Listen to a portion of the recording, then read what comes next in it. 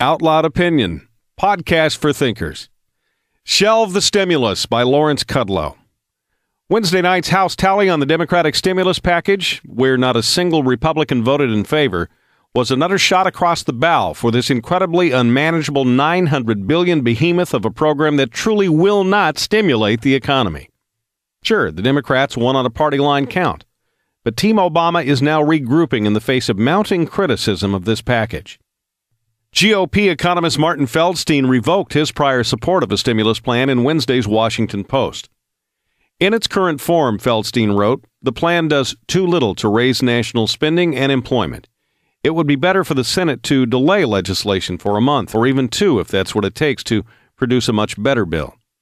We cannot afford an $800 billion mistake.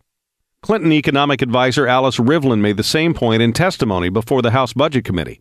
Her message? Divide up the package and slow down the process.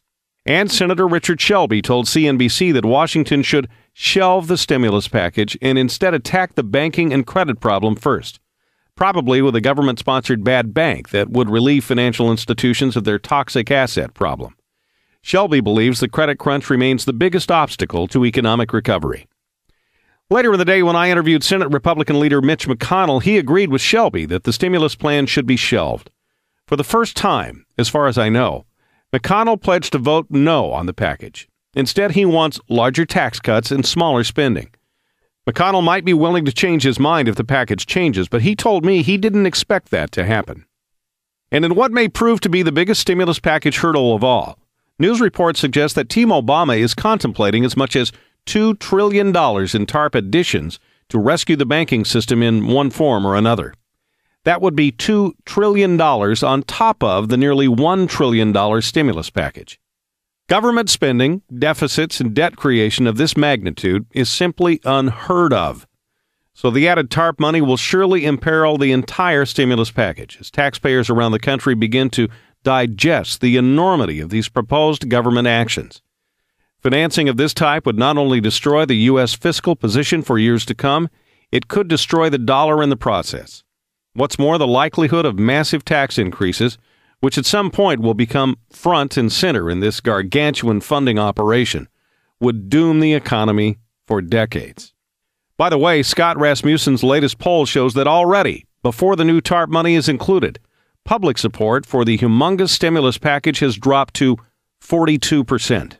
It remains to be seen whether Republicans can in fact stop the stimulus package, but that certainly would be a very good idea. The long-run financial consequences will certainly force higher future tax rates, a prosperity killer feared by Arthur Laffer. And while all the social spending gets baked into the long-run budget baseline, the short-run implications of the plan have little economic growth potential. Meanwhile, there's no shortage of alternative tax proposals that would truly reignite the economy. Former Ronald Reagan and George W. Bush economist Larry Lindsey criticized the Democratic package in Wednesday morning's Wall Street Journal, describing it as heavily weighted toward direct government spending, transfers to state and local governments, and tax changes that have virtually no effect on marginal tax rates. Instead, Lindsey proposes a big payroll tax cut that would slice 3 points off the rate for both employer and employee. Rush Limbaugh also made an appearance in the Journal. He has a clever idea to give Obama 54% of the $900 billion package, equating that amount to the new president's electoral majority, while 46%, which was John McCain's electoral tally, would go to a plan that would halve the U.S. corporate tax rate and provide a capital gains tax holiday for 1 year, after which the investment tax would drop to 10%. It was Senator John McCain on Fox News last Sunday who started the stimulus revolt when he said he couldn't support the package and called for less spending along with a large corporate tax cut. Over in the House, Republican leaders John Boehner and Eric Cantor have successfully launched an opposition drumbeat by attacking congressional Democrats rather than directly hitting President Obama. Now, all eyes will turn to Republican Senate leader Mitch McConnell to see if he can keep up this drumbeat. Will common-sense Americans really support a massive overdose of government run amok? I seriously doubt it. This whole story has to be completely rethought. Copyright 2009, Creator Syndicate Incorporated. Read to you by OutloudOpinion.